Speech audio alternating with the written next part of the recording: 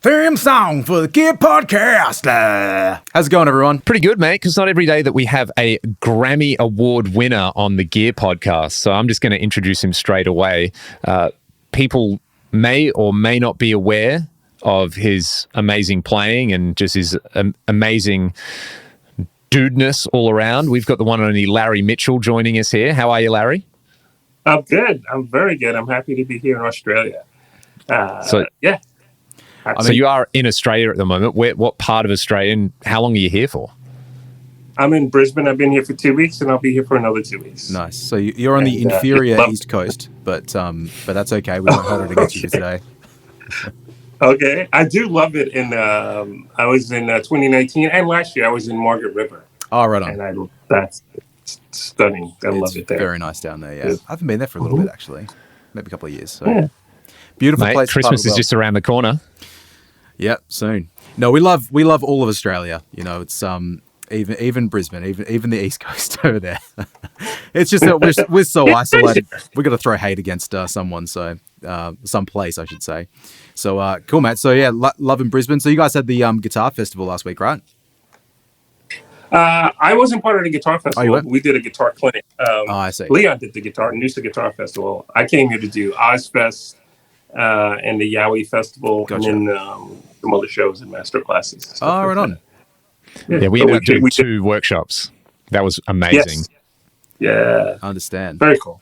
Yeah, I just saw some pictures and I just assumed. So, well, firstly, if you don't mind me asking, Uncle Leon, how was the guitar show last week for you? Yeah, it was good. It was relatively small, but my understanding is their whole aim with it is to keep it quite sustainable and to grow it each year. So they had some phenomenal players out there as well. And, you know, I had that realization, Troy. You know, sometimes you just see someone play a genre the correct way it should be played.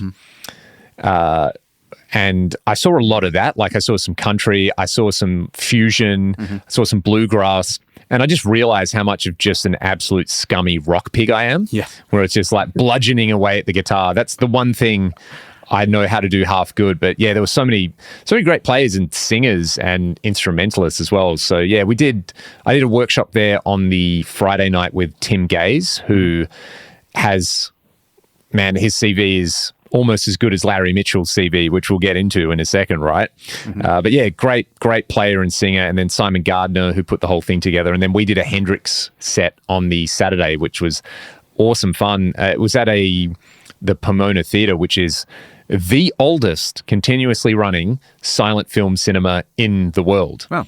So yeah, that was pretty cool. And then drove down to Brisbane on the Sunday and did the kind of Fractal VP4 FM3 workshop with Larry and got to see him do his thing up close. And yeah, that was fantastic. But we are here specifically because I want to talk about Larry and quite a few things. I mean, people should just go to your website, larrymitchell.com, right, if they want an overview of what you've done. But you have been playing the electric guitar for quite a long time. Can you give us the Reader's Digest version of how you got into guitar, what got you into guitar, and when you kind of felt like you were like, yeah, I'm comfortable calling myself a guitarist? Ooh. Well, I've been playing 51 years. Ooh. I had a toy guitar, and my mom said I used to strum the broom every time Elvis would come on the radio. And because she listened to lots of different types of music. And then, but I had a toy drum set as well. And I was playing it a lot. And my mom wanted to watch TV. And, you know, at 8, 9 years old, you told us stop doing something. And then 5 minutes goes by. And that's like a world. So you start again. After the third time, she said, if you hit them again, they're going out the window. And she was a no idle threat mom. So she threw my drum set out the window. And that led me to just playing guitar for a long time. But I do play drums. I didn't go to college. I just immediately started playing in different bands. And then a couple years after high school, I started going into Manhattan on a daily basis. And I joined a couple of bands in Manhattan. At one point, up to like 9 different bands in Manhattan. Or bands and sideman gigs, stuff like that. And that's how I made a living for a while. And then I got my first real tour in 1988. Big Italian, Spanish artist, Miguel Bosé. And we played massive places, massive gigs. And I stupidly spent 12 grand on a guitar rig at the time. I think Leon knows that because I love we both love delays. And I bought my first 2290 then, and it was $2,800 for a Oof. delay, just a delay, you know. And we worked out on Sunday just gone that translates to about like $7,000 in today's money. I mean, it's a great unit, but that's a lot of money. Can you, because this is the Gear Podcast, can you talk us through maybe tell me what you were using before you got that first big tour when you were clearly working like a maniac, and then what you spent the 12 grand on at the time? Well, I my first effect was a big muff, which I didn't understand what it was, but that's what I could afford. I bought a big muff, and it's like it made no sense, so put it away after a while. The second effect I got was an Ibanez purple analog delay pedal, and I loved the delay. And then I got a Boss Octaver, and then when I was right out of high school, I was in Rush Tribute Band, so I had a pedal board of 10 pedals, 11 and 10 pedals. So 10 pedals for I think it was clean for 10 pedals and 11 for lead, or it might have been reversed, I don't remember. But I had an AB box between the two pedal boards. Right. And then I remember being in Manhattan, and the Ibanez rack unit came out with had presets, and a couple of other ADA had come out with some stuff, not the MP1, but some other stuff. And all of a sudden, it's like, wow, I can have everything. But I could change one button, hit one button with MIDI, and change everything. And that was like, so I remember getting that, saving up, selling pedals, getting that, and then I remember a multi-effect came out, and I don't remember what it was. Oh, it was the SPX 90. Oh yeah, wow. And then they had the Rex 50s, and I was trying to save that up, and I was rehearsing in a rehearsal studio, and the band that was after me came in, and two guitar players heard what I was doing, and they're like, "Oh, this is great! I want to do the same thing." And I said, this whole rig is for sale. So the two of them bought my rig. And I was able to go get step up, and it was also because that rig was in eight rack spaces, and walking around Manhattan with an 8-space rack was really hard. It's not a place you throw. It was like buses, subways, and walking. Yeah, I was going to say, so no cars at all. No cars. I didn't start driving till I was 36, and when I had the big rig, I had to hire someone every time I needed to move it. Right. But I had my sights. I had done the Chicago Summer NAMM show with my friend Pierre de Beauport. He works for the Stones, and he's a great guitar player, but he's been working for the Stones since the 80s. And he was hired to demo at the TC Electronics booth, and 2290. So me, him, and my friend Ira were like just staring at this thing, and so I started playing it, and Ira started playing it, and they asked us to demo. So we kind of would demo that, and I was like, I got to get one of these once if I ever get the money. And when I got picked for that tour, I had my sights set on a 16-space shock mount rack. I knew exactly what I wanted to get. Yeah. 16-space shock mounted rack, a Mesa Boogie quad preamp, because the quad came out before the studio preamp. 45 pounds of quad preamp. And I wanted the Mesa Boogie power amp, but that was going to eat into the budget too much. And also that weighed more than 45 pounds, if I'm not mistaken. Right. So I ended up getting a QSC power amp. And the first purchase was to Mark Drunch, who started DR Strings. He was just the distributor for Guild Guitars, TC Electronics, and something else. And I remember taking the bus out to Little Ferry, New Jersey, and in his kitchen, I gave him the money, cash, and I bought a 2290 and took it back on the bus. Wow. Yeah, it was crazy, really crazy. So I had already had the TC chorus pedal, the little chorus flange pedal. So you know what I really wish they had done with the TC 2290 pedal was make the 5 loops, because the 2290 has 5 effects loops that you can program to be on per preset.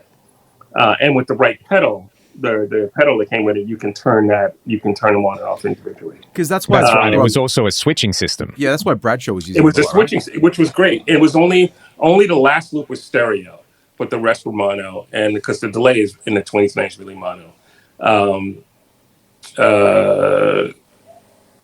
Or yeah, it's a weird mono. Yeah, Is it mono like phase reversed? Is that right? Or polarity phase reversed? Yeah, which I didn't understand until I was making my first record. I mean, people kept saying that, but I was like, yeah, what does that mean? What does that mean? And then the producer came in. He goes, yeah, your rig's out of phase. I'm like, what do you mean it's out of phase? And he showed me. I was like, oh. He goes, yeah. All right. And so looked at the manual, saw that it was phase anti-phase, as TC called it. Yeah. So I had a preset. I used to have a preset on my AX8, which, because Leon and I, Leon's my tech support with Fractal stuff, and I said to him, "Oh man, I did this gig and I've got this like TC delay on there, and like it's just not working. Like nothing's coming out." He's like, "Man, you can't run it in mono. Like it's just going to disappear." I'm like, "What do you mean?" And then there you go. Yeah. Yep. So I get you. But I actually have a preset that when I talk to sound guys and I go, I need it to be fully stereo and wide. Yeah. Mm-hmm. And I'll put that on. They go, it's not stereo. He goes, what do you mean? It's not stereo. He goes, what? Am I pan? I don't know why it's so hard to understand. It's like, you can plug me into 2 channels. Just pan it. Yeah. Pan it. There's a lot of sound guys that are real weird about stereo PAs. It's a real problem. Yeah. I've had arguments with people about it. They just there's one argument that I shoot down is so the way my rig works, it's in almost dual mono most of the time. Mm-hmm. There's a little bit of delays leaking out of the side that's slightly different, but it's almost dual mono. But on intros and bridges, I want it to be super wide. Mm-hmm. So I have stuff that's like crazy, but you can't play full rhythms with that crazy sound because it's just too much weird stuff going on.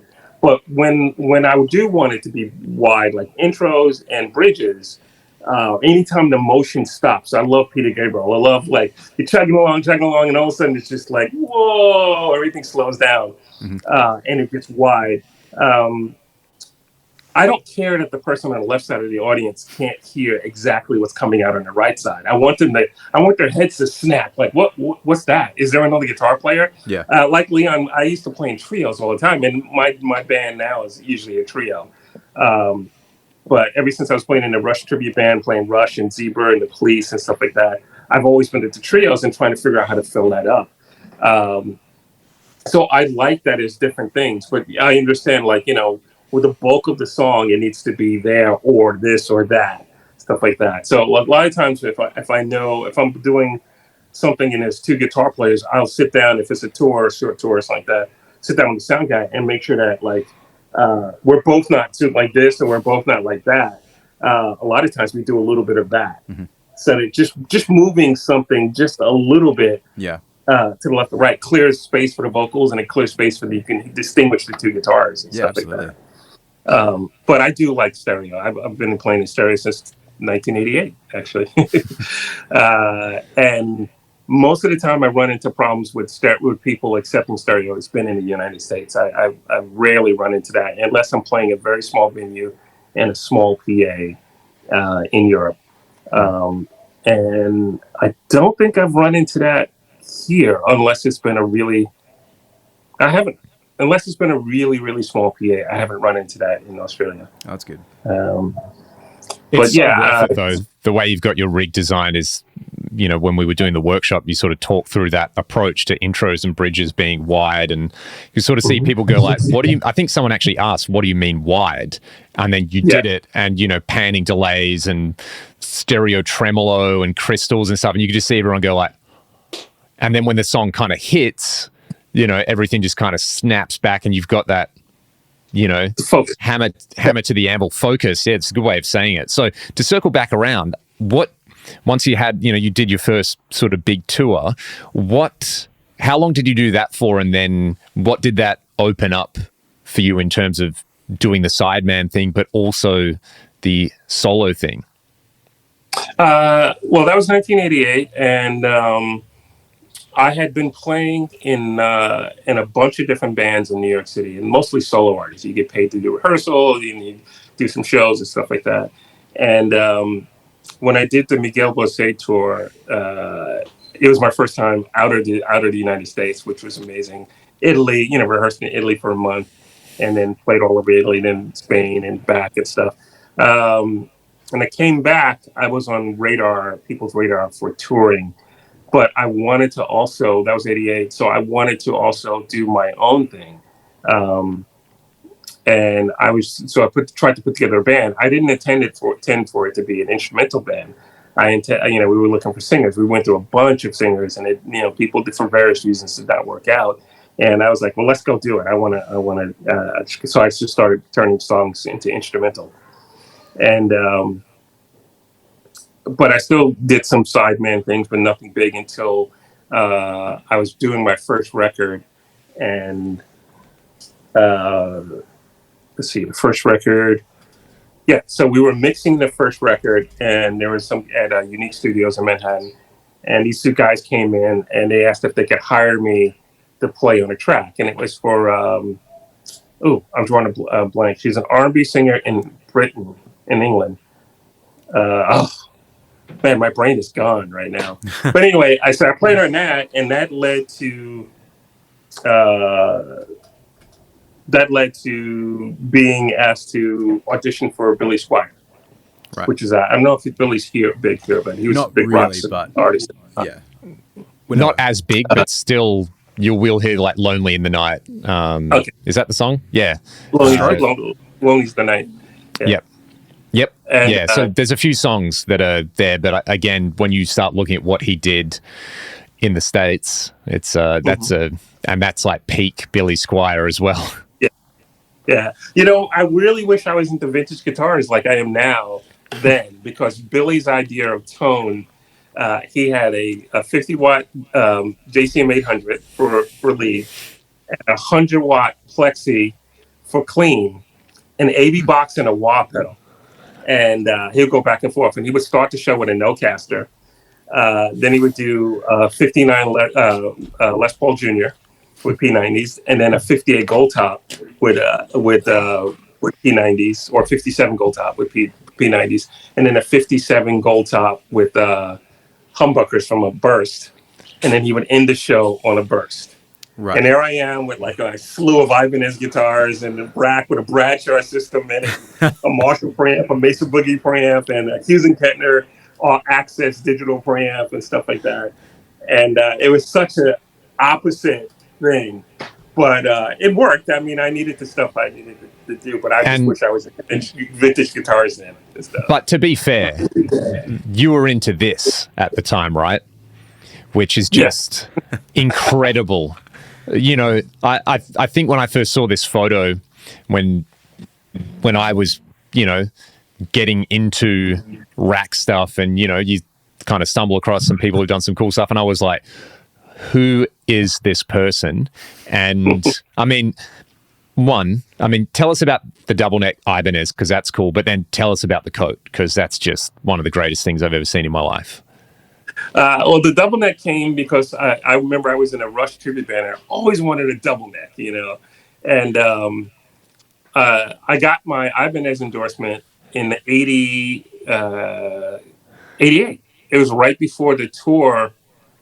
It was the NAMM show before I went on tour, and which was good because they took a chance on me. They were like, we can't give you a ton of guitars, but we can support you. You're doing a lot of cool stuff in New York and being recognized. I had won a couple in New York City Limelight guitar solo contests, and I got the endorsement. And 3 months later, I called them and said, "Hey, I'm going on a tour." And they're like, "With who?" And I told them, and then they put it together and said, "Oh yeah, come on in. You need some more guitars. You can't just take one guitar on the road." And so during that tour, I stayed in contact with Richard Lasner, who was the artist relations guy at the time. And out of the blue, he goes, "Hey, do you need anything else?" I said, "No, I got 3 guitars for the first time. I got like 3 really great guitars. I'm happy." He goes, "You sure you don't want anything?" I go, "Well, I always wanted a double neck." He goes, "All right, so when you get off the road, come on in. We'll make you a double neck." And I'm like, "What?" So I went in, and silly me, I didn't understand. But they go, "Well, how do you want it made?" And I'm like, I just want a double neck. I don't know.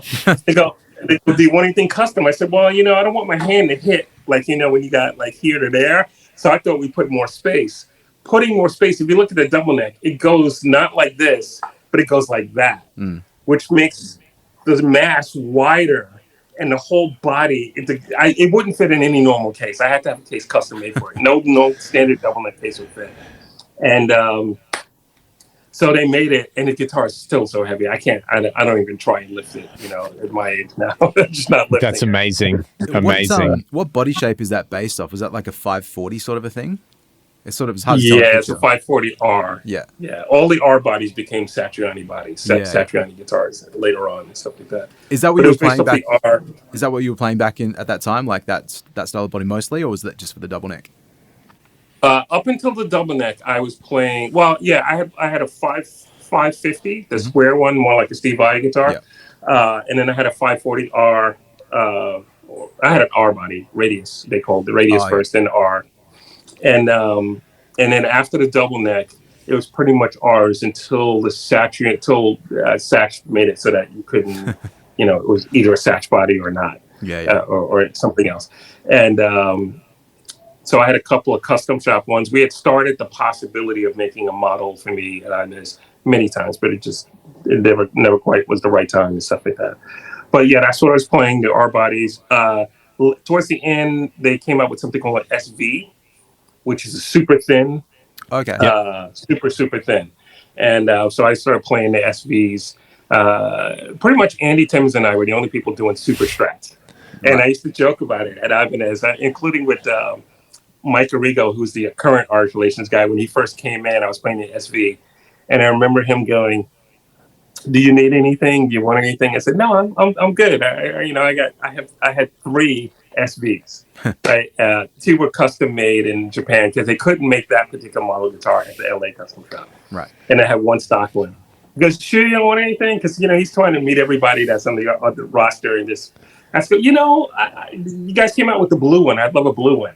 So it's silly. It's a silly thing. I really didn't need it. I go back to the times when I needed a guitar, I really needed it. But this was so. There was an underlying thing where if you put me in the catalog, I've been in many catalogs. If you put me in the catalog for more than 2 years in a row with the same model guitar, it would get discontinued because I was into super strats. And Ibanez has this thing where they'll do a super strat for X amount of time, and if it doesn't meet the expectations of whatever that is, they kill it. Right. So I remember Mike. I was in the car with my cousin, and Mike called me, and he goes, "Hey, your guitar came in. Where do you want us to ship it?" And I go, "Oh, you don't have to ship it. I'm actually in LA." So he goes, "All right, great." So we made plans to do lunch and come and pick up the guitar. And I go there with my cousin. I pick up the guitar. I'm playing it a little bit. I go, "Cool. So this is still in production?" And he goes, "Yeah, of course it is." I said, "Oh, because usually after," and I've been playing it for about 3 years. Usually after I played a guitar for 2 years in the catalog, you guys discontinue. He goes, No. This is still in production." At the same time, this guy Happy Yoshida walked by, and I've known Happy since the 80s, and he was the head of marketing for a while. I think they changed zones where areas of marketplace. Happy could be in Australia by now. I don't know. But Happy walks by, and I go, "Hey, Happy, how you doing?" And so we're smiling and laughing. And Happy also speaks with a very strong Japanese accent, but he understands English. But so but you don't think it sometimes. So Mike goes, "Yeah, Larry thinks that this guitar is discontinued," and Happy goes, "Yes." And so Mike goes, No, Happy. Larry thinks that this guitar is discontinued. Now we're not going to go. "Oh yeah, and this morning, no more." I am dying laughing. My cousin's laughing because my cousin knows the whole deal. And Mike is like, no, Happy. And he goes, no, this morning we killed meeting. It's gone. no more SPs. And I am just dying. And I go, "You want the guitar back?" And he goes, Yeah. No. And just for reference, this is actually, of all things, on the Fractal forum. I think someone found these, right, where there you are in the catalog, right? So these would be the 540Rs, hey? Yeah, and before that, you see the Maxis? I think you had the Maxis. Oh, yeah. Yeah. Yes, so I was the first person to use the Maxis. They did 2 years in a row, and it was gone. I was so into that era of Ibanez guitars, like those catalogs and stuff. Yeah, but I don't think I've ever seen that guitar, the Maxis. Like, I've never seen one in person. I've never talked to Steve about it, but I know the story is that's the first. They sent Steve Vai to his parents' house in Long Island a snakeskin version of that guitar. Right. And Steve was impressed with the guitar that they made it, but he was upset that they sent it to us. They invaded his privacy. And sent it to his parents. But yeah, the Maxis is a cool guitar. I still have that guitar. I have all the guitars that I know the people that made them for me. The custom shot, stuff that's cool. Specifically for me. But because they kept discontinuing the guitar that I would play, I ended up with lots of versions of guitar, lots of models that are no longer. And they would the process would be they would send me one, and then I get used to it and I love it. And they would say, "All right, we're going to make you a custom shop one." And then maybe I would get a custom shop second one as a backup. And then they would discontinue. They would go, "Hey, can you go do this clinic or this workshop?" And I go, "Sure." And they go, "Hey, what guitar are you going to bring?" And first I would go, "It doesn't matter which guitar I use." No. And then like 2 weeks before, I swear, they would go, "What guitar are you going to bring?" And I tell them, "Oh yeah, we don't make that anymore. Let us send you, we're going to overnight you a whole other guitar." And I'm like, I have to now get used to a whole other guitar. Oh, and man. go do a clinic run or something like that. It was crazy. That's amazing. So I do want to circle back around and talk about some more things from that first record, and then also what you did then. But let's jump forward in time. The guitar that you have in your hands now, how did your association with Knaggs and Joe begin, and then your guitar? Because I think of two people when I think of Knaggs. Well, three people. One is you, obviously, with your guitar, and then there's Eric Steckel and Steve Stevens. They're probably the three most prominent users. And Eric and Steve both have guitars with like baseball bat necks that are sort of like, they're like bruiser Les Pauls basically. But then yours is this like absolute, like your guitar's kind of like, I don't know, a SpaceX rocket or something. It's so smooth, and it's just one of the nicest things I've ever played and seen. So tell us about how that started, and also what you want on a guitar and what that guitar has. Oh, cool. Thank you. Yeah, well, it's not super thin. It's not anywhere near as thin as the Ibanez Knaggs, but it's more, this guitar is based off a 65 Les Paul, 65 Strat. Right. So the curvature is the average 65 Strat. I left Ibanez in, I want to say 2010. It could have been 12. I can't remember. But it was more like, hey, I let Mike know that I was gonna play. Some weird stuff happened. I said I'm just gonna play whatever I feel like playing. And I had other guitar. I had a couple Les Paul. I had a Les Paul. I had an SG Junior. I had Strats and Tellys for production. I produced other artists, singer-songwriters. So I definitely Tellys, and I have to watch it because I might end up collecting too many Tellys. So we go, all right, this one stays, this one goes. And it also happened that I went to see a friend of mine do a sound check. He's a huge guitar player, and he plays only vintage guitars. And so I was talking to him, and he goes, "You should play whatever you feel like playing. That's the way things work these days." And I said, yeah, I had always played Ibanez guitars live, and I had my guitars for recording and stuff like that. And I still played Ibanez guitars for recording on my stuff, but most of the singer-songwriter stuff were done with Tellys and Strats of some sort. And so I sent Mike a message, said, "Hey, I still love Ibanez guitars. I love my custom shop ones. I'm going to play whatever I feel like playing." And he was like, yeah, cool. I love guitar tours. I love guitar factories, watching them being made, how they're made, and stuff like that. So for a while, for about 10 years, I would go to Maryland and do some stuff at Montgomery College, Rockville campus. And then I'd produce a Native American record with a Native American artist there. But I would be there for a month. And I knew PRS was there. So I called Dave Weiner, who played guitar for Steve Vai for years. And he was an Ibanez artist for a while, too. And he had become a PRS artist. And I wasn't looking to become a PRS artist. I just wanted to get a tour of the factory, like a private tour. And usually I've been lucky and able to get companies to open the doors and just give me like a one-on-one tour and stuff like that. So he said, yeah, it'll be fine. They'll probably try and get you to become a PRS artist. I go, I'm not looking to work with any company exclusively. I enjoy playing a Strat every now and then, or a Les Paul, or my Ibanez, whatever. And nothing, not a peep from PRS at all. He was surprised. He called, nothing. So I was like, all right, I'm not offended. It's okay, whatever.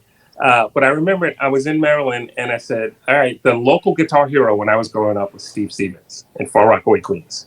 He was the local guitar hero. So I knew Steve, and I just called him up and said, hey, Steve, I'm in Maryland, basically, for a month. And I think I saw you were playing a new model guitar. And it had something to do with PRS. I knew that, but I didn't know the extent of it. And he goes, yeah, Nags guitars. They'll love you. They'll be great. And again, I wasn't looking for an endorsement or anything. So he wrote the nicest email to Joseph Nags, and Peter Wolf, the owners of it.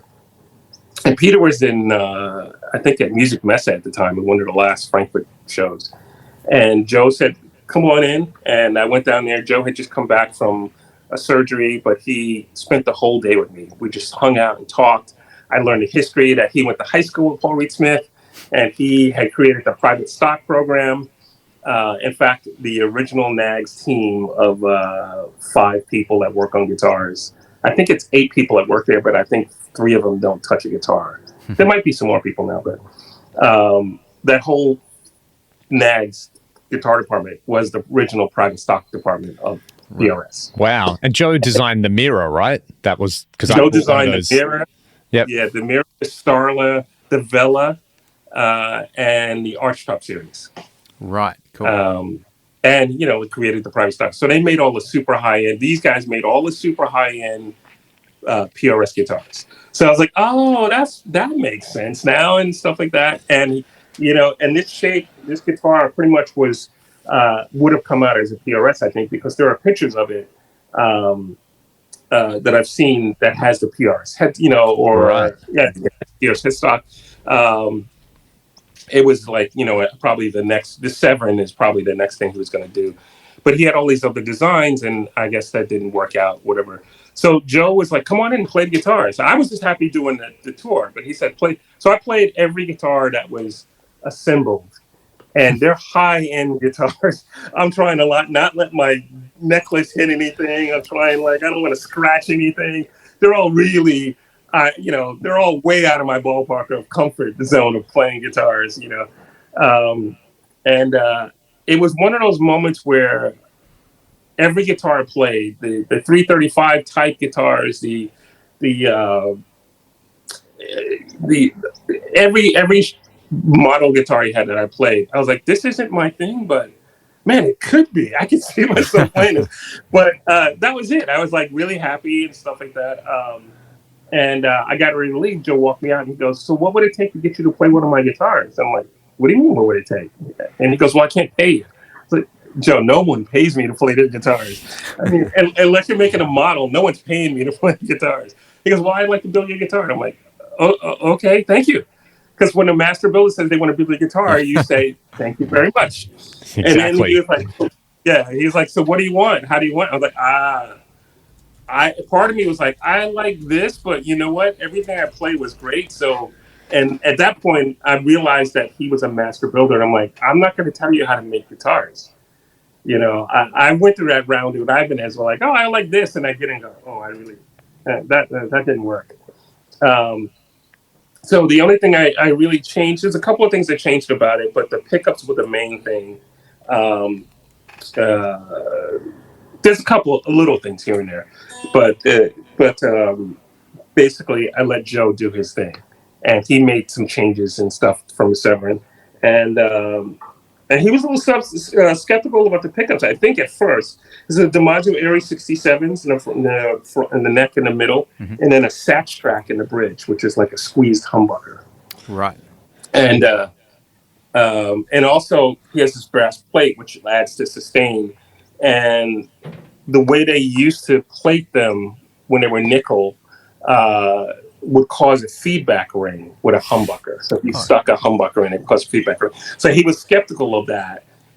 But the only in order to get the guitar in time to do this tour I was doing, he said, I have a prototype brass plate that they use. So he put the brass plate on it, and that killed the hum. Right. It's only when they did the knit. And so now I think they've switched it so you could get a nickel plated or chrome plated bridge. How thick is that plate? It's as thick as the pickguard. Right. It's definitely thick, or actually, it's a little thicker than the pickguard. I think it's based off of like a telly concept, where your telly has the pickup going through there. It does. So originally, he said, "Well, you normally play humbuckers in the back." I said, "Yeah, but his guitars that have a humbucker are great too. They don't have. There's a hinge there like this. This plate goes in, it's screwed into the body, and there's a hinge that the tremolo goes onto. And so the ones that have a humbucker, the ones that have a humbucker have a plate that's smaller that goes there to make room for the humbucker. All I can tell you is when I noticed it in the beginning when I would play the Severins that had the humbucker, the sustain was different, not better or worse, but different. And I gravitated towards the ones that had the plate, even though they were single coil. So I wanted to keep that, and but I needed for the sideman gigs I do. I don't need a humbucker in the back, but for my stuff that I've been doing since 1990, my records, I need that humbucker in the back. That's a squeezed humbucker. So I remember him calling me and go, "Yeah, we put the pickups in," and he goes, "It actually sounds really good." He likes what it does. And I've had people that have bought the guitar, bought my model guitar, and they were very pleasantly surprised at how even it was, and also how well that worked for rock stuff or other things and stuff like that.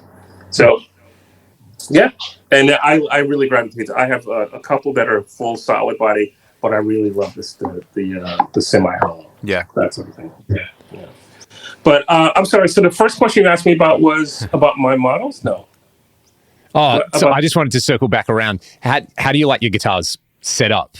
What do you like? What else do you use on there in terms of, because I think the way you play looks so ridiculously effortless. It's not. And is it effortless? Yeah. Some things are effortless. Again, I've been playing for a long time, but I also, because I've been playing for a long time, have hand issues. So the action's really low. Action has to be low. I don't remember what the actual height is. I think Phil McKnight on one of his shows, he measured all the stuff on my guitar, and he told me what it was, but I don't remember. But I just know it used to be low enough for me to really play. I don't enjoy the struggle live. I know some people like, I like to feel like I'm digging in, stuff like that. But when you play a whole lot of notes, it affects your hands. And I've had several conversations with Steve Vai, long conversations about how neither one of us used to warm up. I used to come in from Manhattan in the cold, which I hate the cold, walk on stage, and the tech would hand me my guitar, and I'd be ready to play the show. I got to warm up for rock and roll. Yeah. And Steve's the same thing. Steve will warm up and play. Steve will do a whole. I got the chance to open up for him, and they do this thing for the fan base that you get to see soundcheck. It's like another concert. He's doing a whole nother concert as a warm up before the concert. So yeah, warming up is important for me. So I have to have the action pretty low.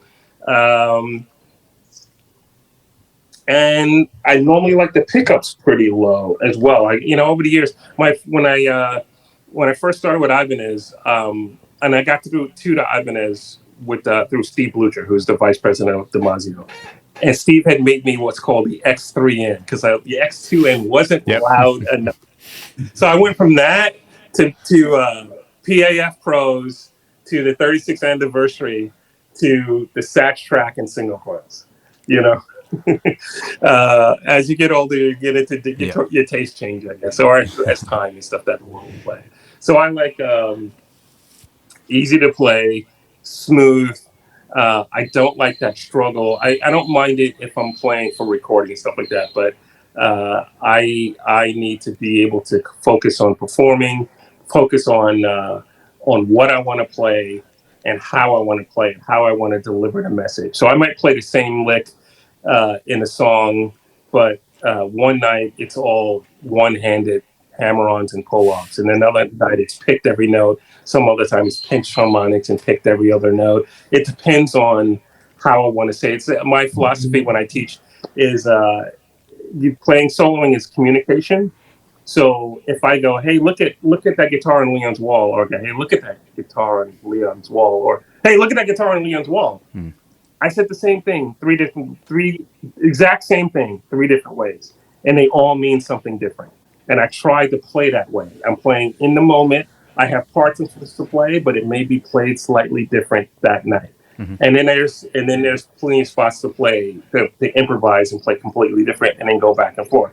But in order to do that, I don't need to struggle from the guitar. I need to be able to change at will how I want to emotionally play.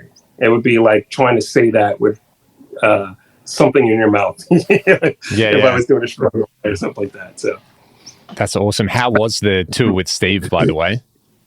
Oh, it was great. It was really great. Everybody on the tour, except the tour manager, Carlos, knew me. And the first time when I got the call from him a couple of days later, all right, so this is the deal. You only get this amount of time, and you got to set up and sound check and do this and do that and do that. And I was like, all right, cool. I'm good. And then I showed there, and it was like, all right, this is it. Don't be late. And I'm like, I do the first show, and after that, Steve goes, hey, man, do you want to jam? I'm like, sure. Because every time I've jammed with Steve, it's been great. Absolutely great. So he goes, yeah, don't break your rig down. Just leave it up there. And then after the first show or the second show, Carlos was great. He was my friend and champion and stuff like that.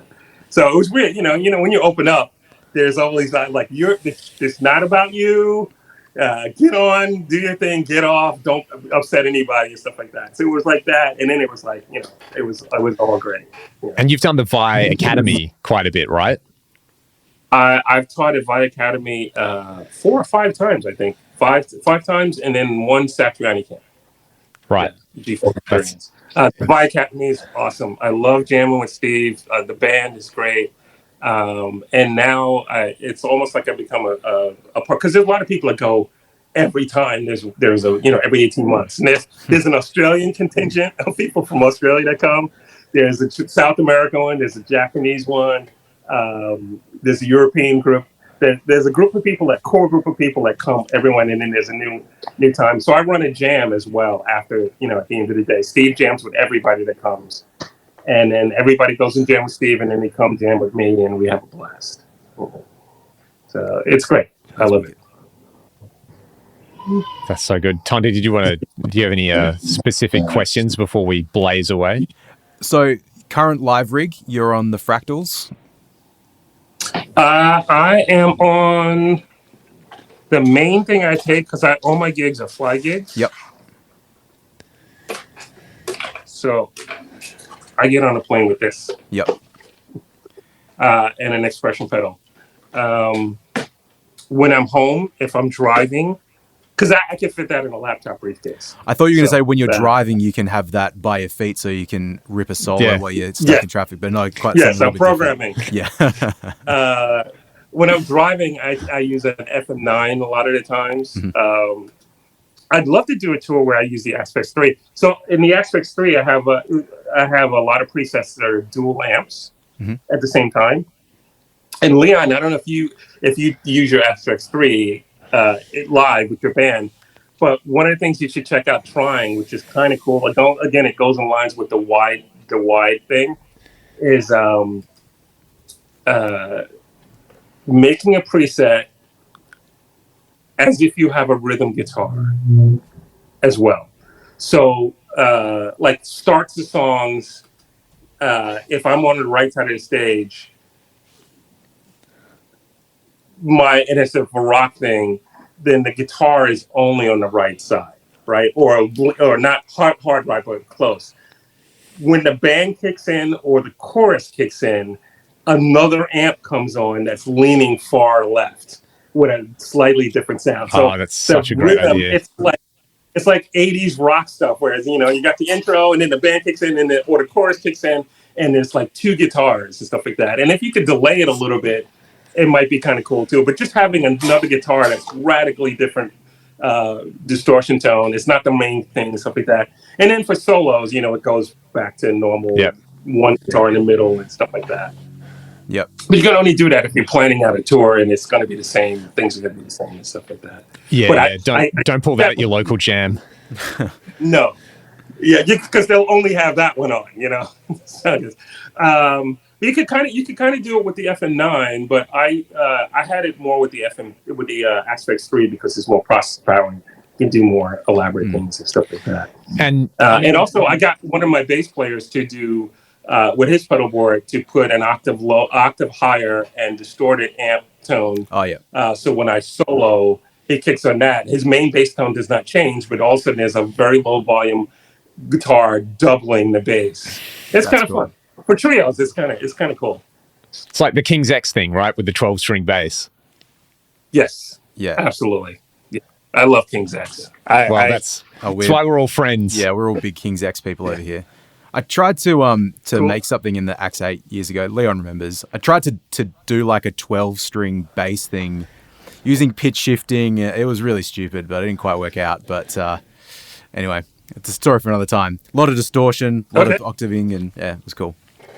Now, I'm also in this podcast with two producers of music. You do, outside of playing guitar, you play a lot of sideband gigs, and you also do a lot of producing. Yes. We need to get to the part. How did you end up winning a Grammy, Larry? That's pretty amazing. When I lived in I lived in Santa Fe, New Mexico for 10 years. And I started before I moved there, I was there producing a singer-songwriter. And someone brought me to meet this Navajo singer. And I met her, Natasha Terry. And she had one song I thought was amazing. So I agreed to produce that one song, and we did it.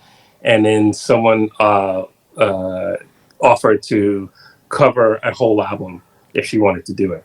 And so I did that, and that led me on this path of like being noticed by other Native American artists. Right. And then I was asked to do a show when I moved there to do a show. And on the bill, the headliner was a bigger Native American artist named Robert Mirabal. And but it was just him and his cellist. And then there was me and the trio that I put together, which was Tony James from Maggie's Dream. If you don't know Maggie's Dream, you should check it out. It's band from the 90s. And then Mark White from the Spin Doctors, bass player from the original Spin Doctors. And so it was killing band. And Robert saw that. And for the encore, he asked us to come out and jam with him. And then like a week later or 2 weeks later, I got a message from his manager going, Robert's guitar player had quit and wanted to know if I could fill in for a couple of shows, which turned into playing with him for 16 years and producing a couple of records, including his very Native American sounding records, which is a trio of records, which is what won a Grammy, and was the second one won a Grammy, third one was nominated but didn't win. But yeah. Oh. And I produced a lot of world music, a lot of singer-songwriter world music, some rock, some country, contemporary Christian, gospel, R&B. I've only done 2 other instrumental records, one being a guitar record. And that was for Federico Miranda from Costa Rica, who I met at Avaya Academy. All right. Wow. But he's a straight up legit rock star in Costa Rica. And he wanted me to produce his record. And I go, I don't really do, like, it's hard for me to produce another instrumental guitarist record because it could end up sounding just like one of my records. But we were able to make that not be, happen, How did you approach doing like a world music record, which is, I was assuming, maybe not something you were that familiar with? Like, how did you go into that project? Was it just trying to absorb what that is supposed to sound like? Are you doing your thing with it? Like, how does that work? Well, I really had no idea what a world music record was. I grew up on pop records, so anything I make is going to there's going to be some sort of pop. And as a producer, to me, you could take any 10 songs that are popular from across genres, strip the genre, and there's so much of the same thing. Whether it be just how instruments come into arrangements and stuff like that. So that is always, there's going to be a core of that. I listen to a lot of Peter Gabriel. I'm a huge Peter Gabriel fan, and that's like he's into world music and stuff.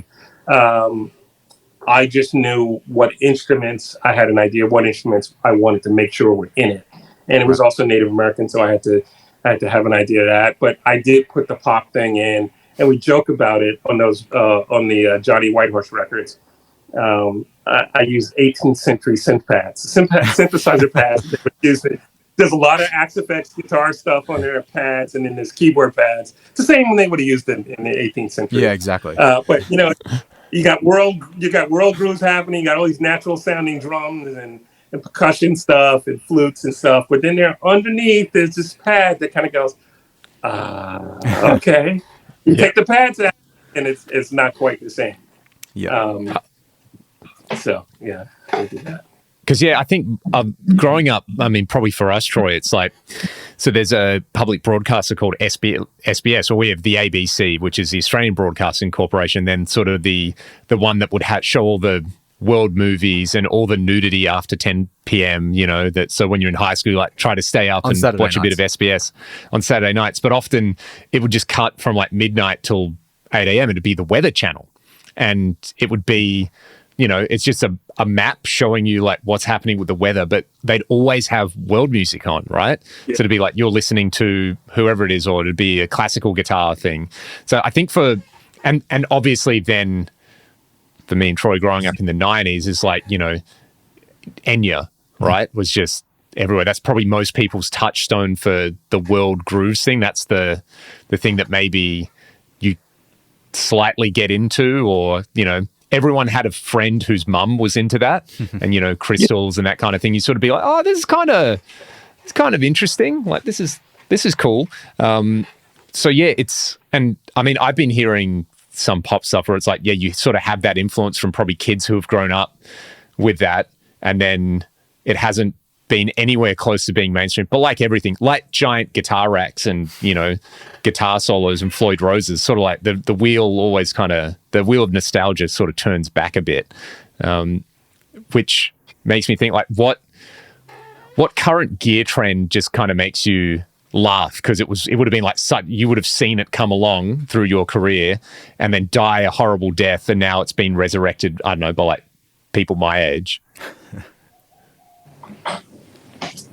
I don't Racks know. are back, aren't they? Racks, Super Strats. Are they back? Yeah, Super are they Strats. back? Yeah, Super Strats are back, right? You look so because excited. as you said, it was sort of like you and Andy Timmons. Because all right, you know, Troy. This was I distinctly remember Troy saying to me, he's like, "Man, you need to watch this like Ibanez guitar jam. It's got everyone on it, but he's like, you got to watch this guy Andy Timmons. He just comes out and he just slays. Yeah, you know, it was he's from like 96. up there with everyone else. It was. Yeah. I remember downloading it off LimeWire in probably 2005, and it was Paul Gilbert. Yeah, Paul Gilbert, Steve Vai, and then some guy I'd never heard of, Andy Timmons, and this drummer I'd never heard of called Simon Phillips. And that's 100. That's 2007. that's when I downloaded it. I think it was from like 96 is when the video was from. I downloaded it like years later. There's a video that the 100th anniversary is. That's the one, yeah. Yeah, so I'm on that stage too. Are you on the same? Andy Timmons. Well, there you go. Yeah, Andy Timmons, Marty Friedman, Paul Gilbert in the middle, Steve Vai, and then myself. 3 drummers. Pat Was that Torpy. the one? No, I don't remember. I don't remember you from that one because I Pat don't remember. Torpy. Yeah, I don't remember. Yeah. Marty Friedman. Yeah, well, from that.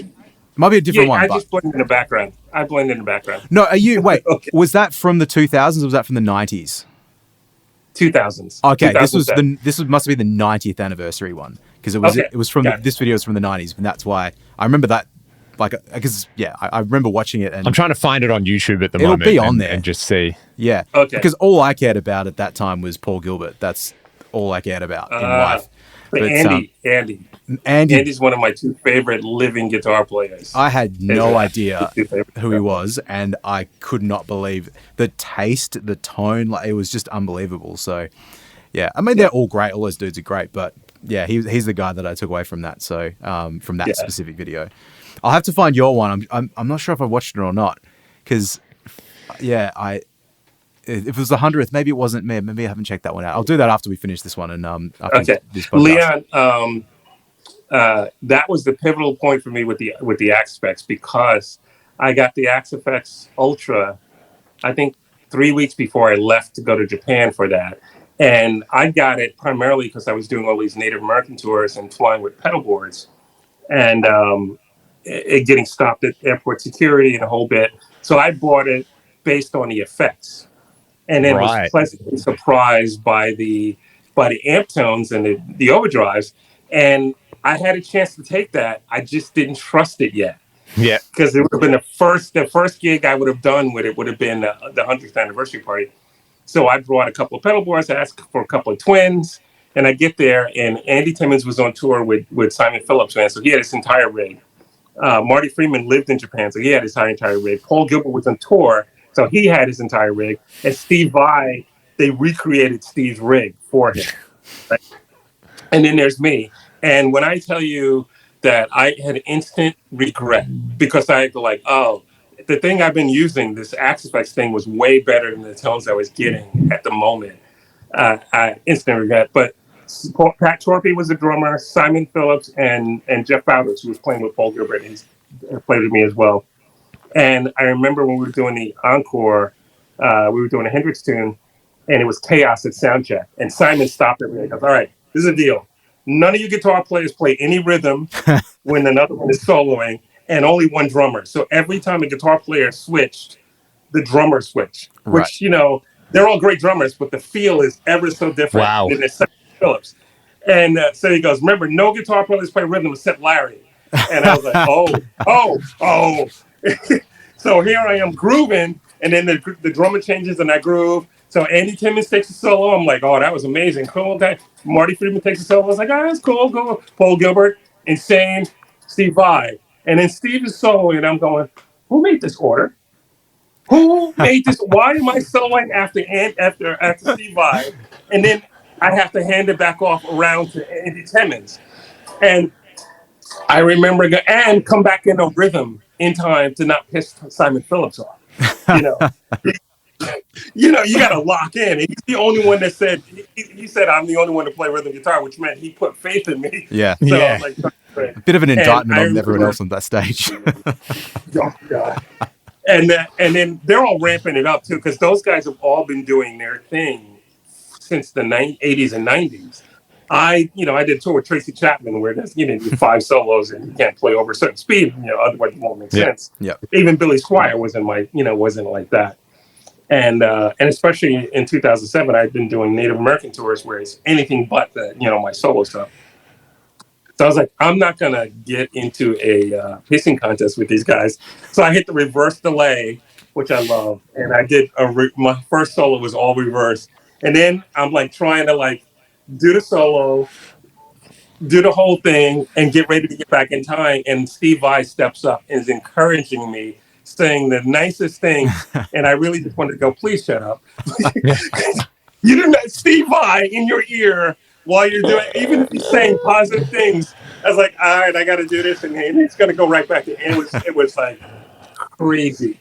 Oh crazy. man, And it went out again and again and again. My favorite. As someone who, sorry, you go, Troy. I was going to say my favorite video of that sort of thing, and I haven't watched it for a little while, but it was another 90s one. It was a lot of the shreddery dudes on stage. And, I'm pretty sure it's like, there's Joe Satriani, there's Steve Vai, there's Alex Skolnick, I think, was on stage, and Reb Beach. And then they all doing their Richie solo. Kotzen. I don't remember if Richie was there or not, but they all do their bit. And then Sean Lane steps up and does his thing. Yeah. I know which one you're talking about. Yeah. Richie wasn't there. No, and then everyone's kind of like, I think Reb Beach is kind of like turn around like, what am I supposed to do now? It's the fastest thing I've ever heard, and it just like kind of blows the roof off the place. That was really funny. I love that. I love that moment. I think that was the first time the sound check was the first. I was there. I think that was the first time that any of those guys had ever heard Sean, right? Or anybody really from Associated had heard Sean Lane playing. Yeah. I remember another one where Richie Kotzen was there, and no one had heard Richie sing. Oh yeah. And they were like trying to find. Oh, Richie's like, I'll sing it, and they were like, oh, okay, and he sang. It was like, what's that? Yeah. It was amazing because Richie. I mean, his playing is ridiculous, but his voice. I love his voice. I mean, it's illegal to like sing that well and play guitar that well and be that good looking. You know, that's like, it's like him and Nuno Betancourt are just like, they're aliens, you know, because they've got the whole package, right? Where it's just like, how, like, you do that thing so well, but then that other thing, and also you're just like a hunk, you know, like you are what you guys actually deserve the title rock stars, you know, because that's what it is. That's what a rock star is, right? It's how the standards have fallen where people will come up to me and say that word. I'm like, no. That's, I just play a little bit of guitar from time to time. The what I was going to say before, with you were talking about doing the playing rhythm with Simon Phillips, right? One thing that I love about your playing is just your time feel, and it's like the ultimate, like, you know, guitar bro thing. But you can be burning, you know, like 30-second note legato stuff, but it sounds like you have so much time. So you mentioned playing drums. Do you think that, because I think for a lot of guitar players, their reference for playing music is like operating the guitar, which does a bunch of things, but that time feel thing is it's not so much in the instrument you play, it's like, it's musicianship, right? It's this it's this different thing, which is just like, you know, and people like, you either have it or you don't. But do you think, obviously playing drums and being able to play drums well enough where you can record and do a gig plays into that? Or is it something that you encourage people, if they want to work on their time feel, is like, just pick up another instrument and make it work? I always encourage people to pick up another instrument, make it work. I know a lot of drummers that play guitar and their time is always great, but I don't believe it's something you're born with or not. I think, you know, some people find it easier, but you have to work on it. And I encourage all guitar players to work on it. If you do the sideman thing, keep in mind that your number of solos is limited. That you are playing rhythm 90% of the show. And when you're doing really big tours and people are making good money and you got some of the best drummers playing, they will remind you that your time is messing everybody else up. And some in the nicest way, some not. And there's a groove thing that happens, you know, and it'll happen in your band, you know, especially if you're a trio or something like that, or you're playing with friends or you've been playing for a long time, especially after a tour started and you get like 2-3 shows in, 4 shows in, where you're just clicking, everything clicks. And it's like, it's locked in and there's that wave, right? I was always taught you don't be the one to mess that wave up. Because, you know, it only takes is one ego thing to do or looking away or something like that. And then it's like, oh, you're out. And then all of a sudden the whole thing starts to fall. It's still growing, still going, but it's not the same. Once you get that wave, don't let it go. And that means you have to listen to everybody else. I think if I have a complaint about guitar in general is that a lot of guitar players are only listening to themselves. And it's not, I'm not trying to say they're all ego, they're focused on what they're doing. And if you're playing in a band, you have to be focused on what the band is doing and where you fit in the mix of that band, of what's going on, and where you fit in the role of that song, your parts. You know, maybe in 2 songs, your guitar needs to be the main focus. But in this song, it's not the main focus. And in this song, it's a semi-focus. And it's part of the song. And time and feel. It's really weird because I don't count when I'm playing.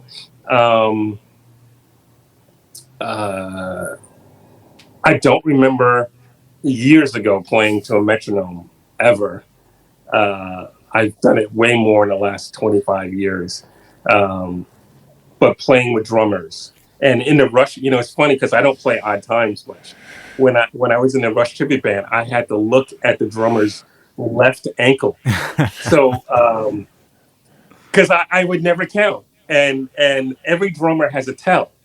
You know, they're counting. Especially if it's odd time, they're counting. So the drummer would flick his foot, and I knew where the 1 was, or I knew where. stuff like that. And it's like, all right, okay, cool. I got this. Oh yeah, cool. Oh yeah, cool. And I got used to doing stuff like that. It's just one of those things. I'm not great at odd time. I don't naturally feel odd time stuff other than 6/8 and 3/4. I don't feel it naturally. None of my songs really are odd time. I've had people interpret it as odd time, but I go, no, it's 4/4. It's just 4/4. Like King's X, I've had conversations with Doug Pennick too about that. It's like, yeah, no, King's X with these songs where they stop and then they start again. And I remember people, we want to be loved. The stop is a measure of this, and I'm like, no, they got a floating one. Yeah, that's okay, floating one. It's so funny. Floating one. Because I've seen Troy play We Were Born to Be Loved as it is on the record with a band, and it stressed me out watching it. And they nailed it. Yeah, we got that. It was incredible. And people at the show were just like, what the fuck am I listening to? Because, there'd be the long pauses. People like, yeah. And then no, it's still going, bump, bump. We got it. Yeah. That was a lot of work, though, to get that. Because like you say, it was like, they're like weird like beats or bar. It's like it's all in 4/4, but where the accents are is really strange. I didn't hear it as being strange until I started to learn it. I was like, oh, this is clearly in 4/4 and they're just doing something weird. But then you can actually break it. It's repetitive, so you can sort of make it fit like a certain thing. But that's really funny to hear. That's how that they don't think about that. Like straight from the horse's mouth. Like if that's a band that's just been together for a long time. Yeah, that's all. I really wish I get. Yeah, I'm not sure if I'm ever going to get the chance to see them. It's a real shame. It's they're touring a lot right now. Even though Doug is like 73, I think, or 74. They just never come here, and it's a little tricky to go. I almost went when I was in LA probably about 10 years ago. I almost flew to New York to see them because I was there around the same time. But it was just going to be so expensive. I couldn't justify the cost of it. But so I wrote, hey, Doug, I'm in Australia doing an interview. They really want King's X to come play Australia. Well, Larry, thank you so much for your time today. Is there anything else? Where can people find your music? Where can people find you on tour? You're in Australia for a few more weeks, right? I'm in Australia for two more weeks. I'm playing, I'm doing a masterclass on 17th at the same place we did one at Independent Music. Not 17th, 16th. And then I leave on the 20th. And hopefully I'll be back to play Gimpy Muster again next year. Oh, cool. Awesome. Last year. I missed the Western Australian Guitar Festival. I hope that comes back. Yeah. I love that. Is that not on this year? I don't think it's here. Mm-hmm. Oh, that's but LarryMitchell.com is my website. And the last CDs and most music of mine is on Bandcamp, LarryMitchell.bandcamp.com or Bandcamp.LarryMitchell.com. I can't remember which one it is, but if you go to Bandcamp.com and search my name, you can find it. And there's some stuff on Spotify. I'm not a huge fan of Spotify. I might change the profile on there. Apple Music, Amazon Music is on there as well. There's music on there as well. Fantastic. Awesome, mate. Well, enjoy the rest of your time in Australia, and I look forward to seeing you again and seeing you back out here, hopefully next year at some point, and maybe get you over to WA and do some stuff. Yeah, that would be great. I really loved it there too, and I got met some really cool people over there as well. So it'd be good to go back and see it. Awesome. Larry Mitchell, ladies and gentlemen, check him out, and we will see you on the next episode of the Gear Podcast. Cool. Thank you guys so much. It's been a blast. Thanks, man. See ya.